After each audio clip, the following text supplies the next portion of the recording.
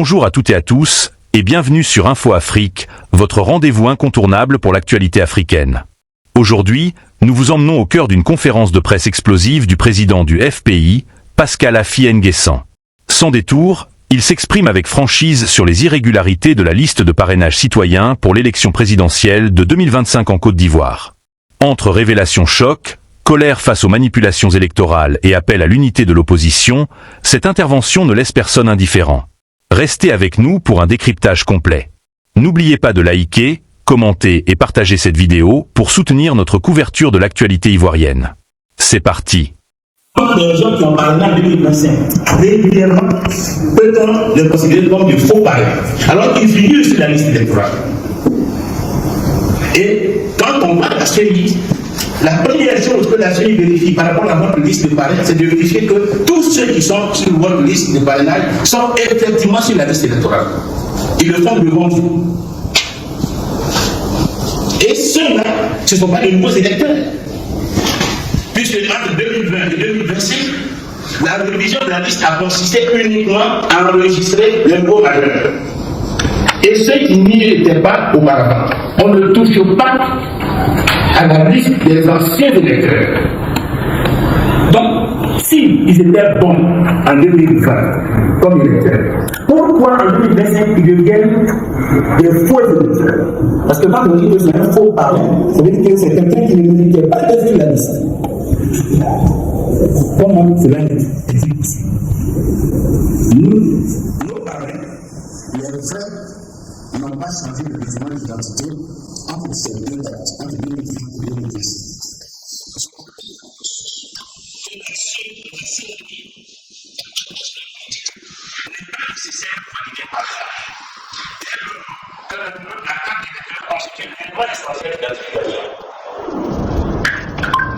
« 143 parrainages ont été indûment déclenchés.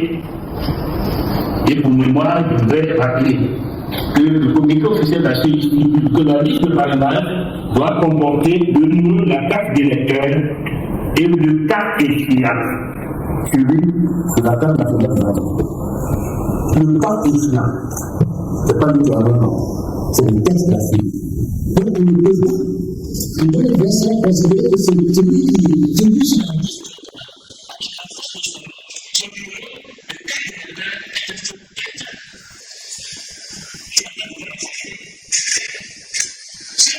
liste. Et on a voix de son nom de carte d'électeur, on est électeur régulier. Et on a le droit de parler qui on veut. Si on n'a pas son numéro de carte d'électeur, il faut mettre en face son numéro de carte nationale d'identité. C'est ce que la CENI elle-même dit. Et la loi n'a pas changé. Concernant les doublons éventuels, l'article 54 du Code électoral fait obligation de nous en parler. Madame la Présidente indique qu'il y a des doublons. Pourquoi elle n'applique pas l'article 54? Pourquoi elle ne nous informe pas de ces doublons? Si elle l'avait fait, si nous avions eu accès au dossier, nous aurions constaté que le dossier qui est en sa possession n'est pas du nôtre. Et certainement, faire en sorte qu'elle ait le véritable dossier de parrainage que nous avons déposé devant la comité de l'électoral indépendante. Mais comme vous le constatez comme moi, je ne suis pas le seul dans ce cas. D'autres candidats, notamment le président de Mangwabo, Assali Teboko, font état d'erreurs similaires. Les mêmes accusations sont proférées à leur encontre. Tout ceci infamante et injurieuse. Il est évident qu'il n'est pas acceptable que notre candidature soit révoquée sur la base d'un dossier de parrainage des manifestement pas le nôtre. Il n'est pas davantage acceptable que notre honorabilité soit ainsi traînée dans la rue. Ça fait presque 40 ans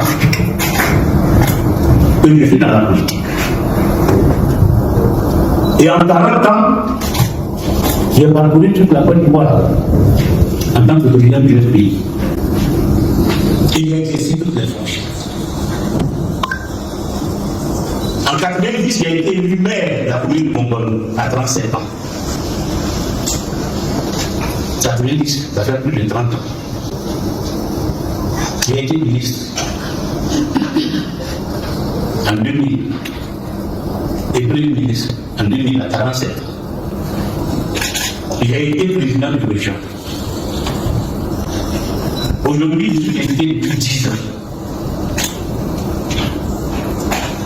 On ne peut pas me faire l'injure de dire que je ne peux pas recueillir 1% des électeurs de chaque région dans le secteur. Et je ne peux pas terminer ma carrière politique sur cette infamie, sur cette honte. Il n'est pas davantage acceptable que notre honorabilité soit ainsi traînée dans la rue. J'ai donc décidé de saisir le procureur de la République et de porter plainte contre X. Je demande une enquête. Que la justice recherche qui est à l'origine de cette falsification. La commission électorale indépendante doit regarder cette erreur et assurer les conséquences. En attendant, je demande au tribunal qu'il requiert de la suspension du processus électoral, le temps pour lui de se prononcer sur le fond. Le parrainage est un instrument qui a été conçu pour se prémunir des candidatures fantaisistes. Il ne doit pas devenir une arme d'élimination massive des candidats sur la base d'erreurs de transmission, qu'elles soient involontaires ou volontaires. Et dans cette seconde hypothèse, cela relèverait du pénal. Les parrainages détournés de leur finalité pour devenir des armes de destruction massive de la régularité du scrutin, c'est bien ce qui est en train de se passer. Le président Ouattara a choisi ses adversaires afin de mieux relier le processus électoral. Les trois présidents des partis d'opposition, que sont le PSI-RDA, le PPACI et le FPI, sont éliminés. En retenant des personnalités dont la candidature recueille son assentiment, le président, qui espère être au pouvoir à vie, veut faire croire à la communauté internationale que tout va bien en Côte d'Ivoire. Il faudrait vraiment être stupide pour avaler de telles inepties. Tous les candidats qui pouvaient constituer à ses yeux un danger ont été méthodiquement retoqués. Mais notre objectif reste le même. Empêcher un quatrième mandat inconstitutionnel et immoral. Je l'ai dit, nous demandons la suspension du processus électoral le temps que soit confirmé que le Conseil constitutionnel s'est appuyé sur du faux, sur des dossiers imaginaires pour rendre sa décision. Nous ne pouvons pas nous rendre complices de ce verrouillage. Le processus électoral doit être repris à zéro sur des bases objectives et transparentes et naturellement sans Alassane Ouattara qui doit renoncer à y participer. Cette bataille implique l'unité absolue de l'opposition. Notre objectif est l'efficacité.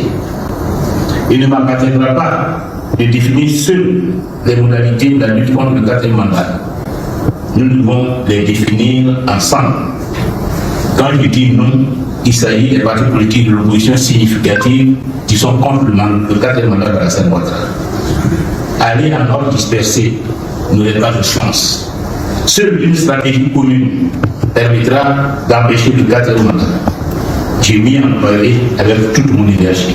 Après la décision du Conseil constitutionnel relative à la liste définitive des candidats pour l'élection présidentielle d'octobre prochain, le président Laurent Gbagbo a entamé une série de rencontres. Ce mercredi 10 septembre, à son cabinet, si elle arrivera à Toban, il a reçu les délégations du Front populaire ivoirien FPI, du Parti démocratique de Côte d'Ivoire PDCI et Génération et Peuple solidaire GPS. Séparément, le président du PPACI a d'abord échangé avec la délégation du PDCI RDA, conduite par son vice-président Noël Agoussi Benjo. Puis, la délégation du FPI, conduite par son président le Premier ministre Afi N'Guesson. Et enfin, la délégation du GPS, conduite par Hervé Coulibaly, cadre du parti. Au menu des discussions, l'élection présidentielle de 2025 et le quatrième mandat anticonstitutionnel de l'actuel chef de l'État. Loin des caméras, Ces leaders politiques ont ensemble analysé la situation sociopolitique du moment. Pour l'occasion, le président Laurent Gbagbo était entouré de ses 2 vice-présidents, du président du CSP, du président exécutif, du 2e vice-président du CSP